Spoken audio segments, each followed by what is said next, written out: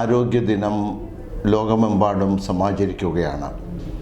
1950 ലോക ആരോഗ്യ സംഘടന ആദ്യമായി ലോക ആരോഗ്യ ദിനത്തിന് തുടക്കം കുറിക്കുന്നത്. 1950 ഏപ്രിൽ 7 ആരോഗ്യ ദിനമായി മാറ്റിവയ്ക്കുകയുണ്ടായി.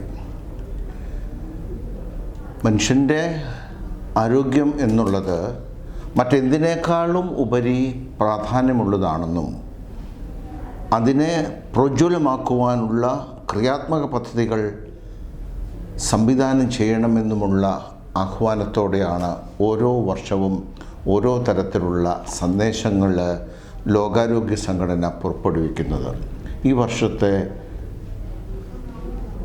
സന്ദേശം theme our planet our health, അതായത് നാം വിരാജിക്കുന്ന ഈ ഭൂഗോളത്തിൽ, ഈ ഗ്രഹത്തിൽ നാം എത്രത്തോളം സന്തുലിതാവസ്ഥ കൃത്യമാക്കിക്കൊണ്ട് സമുചിതമാക്കിക്കൊണ്ട് പ്രകൃതിയും മനുഷ്യനും ഒന്നിച്ച് ജീവിച്ച് രണ്ടിൻ്റെയും ആരോഗ്യം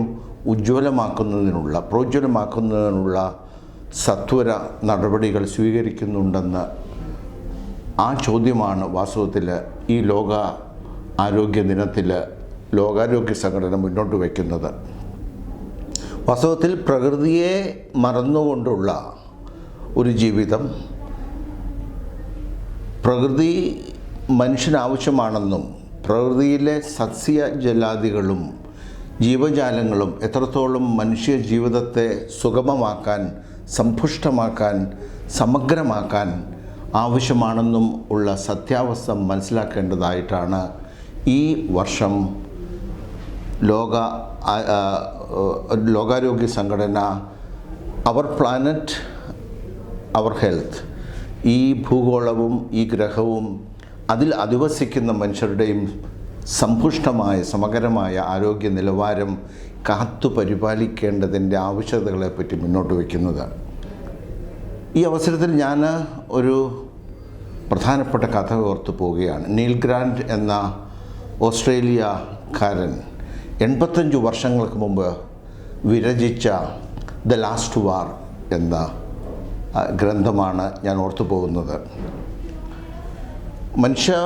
വെറി പൂണ്ട മനുഷ്യൻ മറ്റ് രാജ്യങ്ങളെ വെട്ടിപ്പിടിക്കുവാനായിട്ട് ആയുധങ്ങൾ നിരവധി ഉപയോഗിച്ചുകൊണ്ട് യുദ്ധം ചെയ്യുകയാണ്.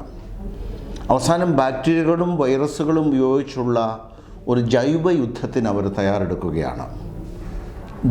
ജൈവയുദ്ധം കൊടുമ്പിരി കൊള്ളുന്നതോടെ മറ്റ് രാജ്യത്തുള്ളവർ മാത്രമല്ല മനുഷ്യകുലം അപ്പാടെ തുടച്ചു മാറ്റപ്പെടുന്ന അവസ്ഥ ലോകത്തുണ്ടാകുകയാണ്.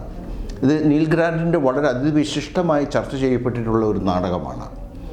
മനുഷ്യകുലം ഭൂമുഖത്ത് നിന്ന് പോയി കഴിയുമ്പോൾ മൃഗങ്ങൾക്കും പക്ഷികൾക്കും വളരെ സന്തോഷമായി.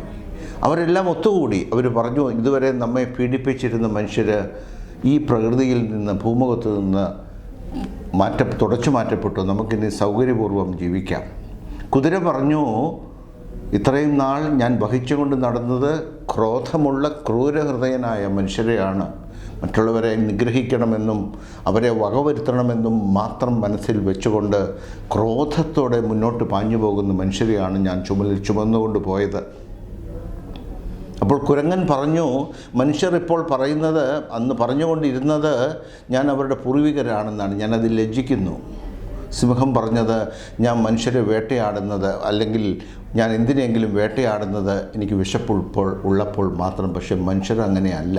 വിശപ്പില്ലാത്തപ്പോഴും എന്തിനും വേണ്ടി മറ്റ് ജാതിയിൽപ്പെട്ട മനുഷ്യരെ വേട്ടയാടിക്കൊണ്ട് അവർ ഈ മനുഷ്യകുലത്തെ പരിതാപകരമായി സങ്കീർണമാക്കി അതിനെ കൊലയ്ക്ക് കൊടുക്കുകയാണ്. അങ്ങനെ ഇരിക്കുമ്പോഴാണ് ജൈവയുദ്ധത്തിന് കാരണമായ ബാക്ടീരിയയും വൈറസുമൊക്കെ ആ വഴി വരുന്നത്. വൈറസ് പറഞ്ഞു, മനുഷ്യൻ ഇത്ര വിഡ്ഢിയായിപ്പോയല്ലോ, എന്നെപ്പോലെ ഇത്ര സംഹാരശേഷിയുള്ള ഒരു സൂക്ഷ്മ ജീവിയെ ശാസ്ത്രീയമായി വികസിപ്പിച്ചെടുത്ത് മറ്റ് മനുഷ്യഗണത്തെ കൊല്ലുവാൻ മാത്രം പ്രാപ്തമാക്കി അന്തരീക്ഷത്തിലേക്ക് വിട്ട ഈ മനുഷ്യൻ ഇത്ര വിഡ്ഢിയായി പോയല്ലോ. അങ്ങനെ എല്ലാവരും മനുഷ്യരെ പറ്റി കുറ്റം പറഞ്ഞുകൊണ്ടിരിക്കുമ്പോഴാണ് ഈ യുദ്ധത്തിൽ, ഈ ലോകയുദ്ധത്തിൽ രക്ഷപ്പെട്ട ഒരേ ഒരു മനുഷ്യൻ ആ വഴി വരുന്നത്. അവനെ കൊല്ലുവാനായി മൃഗങ്ങളെല്ലാം ഒറ്റയ്ക്ക് നിൽക്കുന്ന, നിരാലംബനായി നിൽക്കുന്ന ആ മനുഷ്യൻ്റെ ക്രൂരകൃത്യങ്ങൾക്ക് പരിഹാരമായി അവനെ കൊല്ലുവാനായി, വധിക്കുവാനായി മനുഷ്യരും മറ്റ് മൃഗങ്ങളെല്ലാം ആഞ്ഞെടുക്കുമ്പോൾ ഒരു മാലാഖ വന്ന് അവനെ രക്ഷപ്പെടുത്തുകയാണ്. മനുഷ്യൻ തന്നെ അയാൾ തന്നെ പറയുകയാണ്, ഇത്രമാത്രം നിർദ്ദയമായി ഞാൻ പ്രകൃതിയെയും മറ്റ് ജീവജാലങ്ങളെയും നശിപ്പിക്കുവാൻ ഞാൻ ഈ പറഞ്ഞ കാലങ്ങളെല്ലാം ഞാൻ പോവുകയുണ്ടായി. അതിൽ നിന്ന് എനിക്ക് ഉണ്ടായത് സർവനാശം മാത്രം. ലോകത്ത് മനുഷ്യകുലമെല്ലാം നഷ്ടപ്പെട്ടു. വാസ്തവത്തിൽ വെറിപൂണ്ട മനുഷ്യൻ അവൻ്റെ ആവശ്യങ്ങൾക്കതീതമായിട്ട് മനുഷ്യരെയും പ്രകൃതിയെയും പ്രകൃതിയുടെ ജീവജാലങ്ങളെയും അതിൻ്റെ സന്തുലിതാവസ്ഥയെയും നാശത്തിലേക്ക് നയിക്കുന്ന ഒരവസ്ഥ നാം കാണുകയാണ്. ഇതാണ് വാസ്തവത്തിൽ 85 വർഷങ്ങൾക്ക് മുമ്പ് നീൽ ഗ്രാൻഡ് എന്ന നാടകകൃത്ത് എഴുതിയ ആ ഇതിവൃത്തത്തിൻ്റെ സാരം. വാസ്തവത്തിൽ നാം ഇപ്പോൾ കാണുന്നതും അതുതന്നെയല്ലേ. നാം ഇപ്പോൾ കൊറോണ വ്യാധി നമ്മൾ കണ്ടു കഴിഞ്ഞു. വുഹാനിലെ ഒരു മത്സ്യച്ചന്തയിൽ ഇനാംപേച്ചിയിൽ നിന്നും വവ്വാലിൽ നിന്നും മനുഷ്യ ശരീരത്തിൽ കടന്നു പറ്റിയ ഒരു അപൂർവ വൈറസ് മനുഷ്യകുലത്തെ സംഹാരത്തിലേക്ക് നയിക്കുന്ന, നാശത്തിലേക്ക് നയിക്കുന്ന അതിദാരുണമായ ചിത്രം നാം കണ്ടു കഴിഞ്ഞു. ഇപ്പോഴും അത് സംഭവിച്ചു കൊണ്ടിരിക്കുന്നു. അതിൻ്റെ അവസാനത്തെ തിരയടികൾ നാം ഇപ്പോഴും അനുഭവിച്ചുകൊണ്ടിരിക്കുകയാണ്. ആ ഭയത്തിൽ നിന്ന് നാം മാറിയിട്ടില്ല. ഭയചകിതമായ ആ മനോവ്യഥയിൽ നിന്ന്, അവസ്ഥയിൽ നിന്ന് നാം ഇനിയും രക്ഷപ്പെടാനിരിക്കുന്നതേ ഉള്ളൂ. മനുഷ്യൻ വാസ്തവത്തിൽ അവൻ്റെ ആരോഗ്യം സൂക്ഷിക്കേണ്ടത് പ്രകൃതിയോട് ഒത്തുചേർന്നാണ്. മലേഷ്യയിലെ കാടുകൾ നശിപ്പിച്ചുകൊണ്ട് മലേഷ്യയിൽ മനുഷ്യർ പോയപ്പോഴാണ് അവിടെയുള്ള വവ്വാലുകൾ ഭക്ഷണം തേടി നഗരങ്ങളിലേക്ക് പോയെന്ന് ഓർക്കണം. അങ്ങനെയാണ് നിപ്പ വൈറസ് ലോകത്തിൽ ആദ്യമായിട്ട് വന്നത്. ഫോറസ്റ്റുകളിൽ വളരെ ശാന്തമായിട്ട് സ്വന്തം കാര്യമൊക്കെ നോക്കി ജീവിച്ചിരുന്ന വവ്വാലുകൾ അവർ കാടുകൾ നശിപ്പിക്കപ്പെട്ടപ്പോൾ ഭക്ഷണം തേടിയാണ് നഗരത്തിലേക്ക് വന്നത്.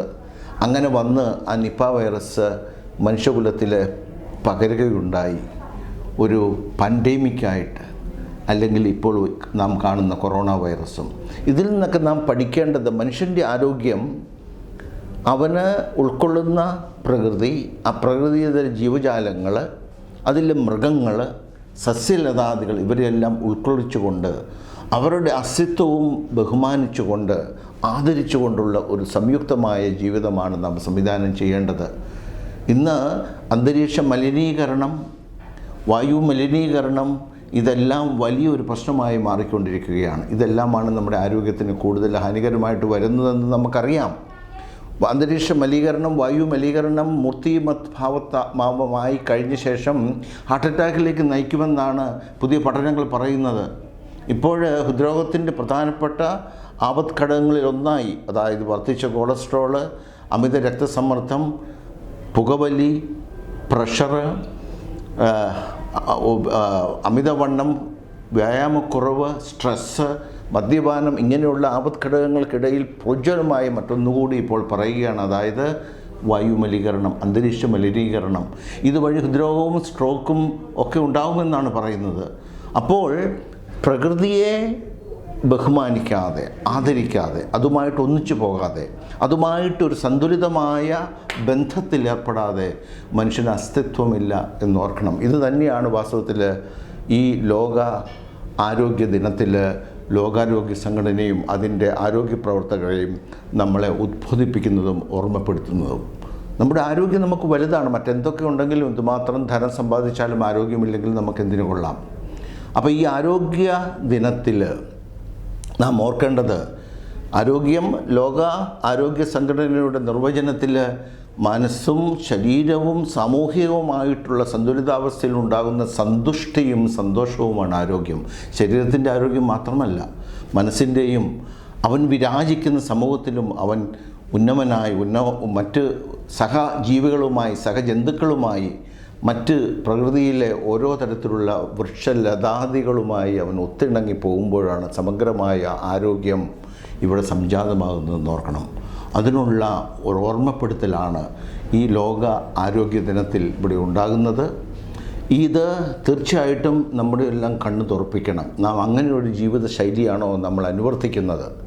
നാം എന്തെങ്കിലുമൊക്കെ തരത്തിൽ ജീവിച്ച് കിട്ടുന്നതെല്ലാം വലിച്ചുവാരി കഴിച്ച് അതിനുവേണ്ടി മൃഗങ്ങളെയോ മറ്റെന്തിനെയോ നശിപ്പിച്ച് പ്രകൃതിയെ നശിപ്പിച്ച് പ്രകൃതിയുടെ സന്തുലിതാവസ്ഥയ്ക്ക് കോട്ടം ഉണ്ടാകത്തക്ക രീതിയിലുള്ള പ്രവർത്തനങ്ങൾ നാം ക്രമീകരിച്ചൊക്കെ പോകുമ്പോൾ നമുക്കുണ്ടാകുന്നത് വാസ്തവത്തിൽ ഈ പറഞ്ഞതുപോലുള്ള നാശമാണ്.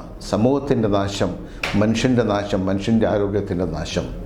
ഇത് നമ്മുടെ കണ്ണ് തുറപ്പിക്കട്ടെ. ഈ വർഷത്തെ ലോക ആരോഗ്യ ദിനത്തിൻ്റെ സന്ദേശം അവർ പ്ലാനറ്റ് അവർ ഹെൽത്ത് എന്നുള്ളത് നാം വിരാജിക്കുന്ന ഈ ഭൂഗോളത്തിൽ, ഈ ഗ്രഹത്തിലെ ആരോഗ്യ സന്തുലിതാവസ്ഥ നാം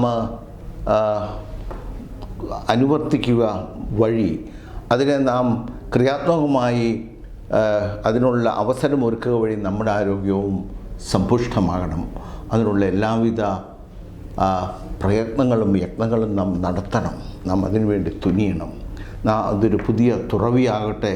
നിങ്ങൾക്ക് ഏവർക്കും ലോക ആരോഗ്യ ദിനത്തിൻ്റെ എല്ലാവിധ ആശംസകളും ഞാൻ നേരുന്നു.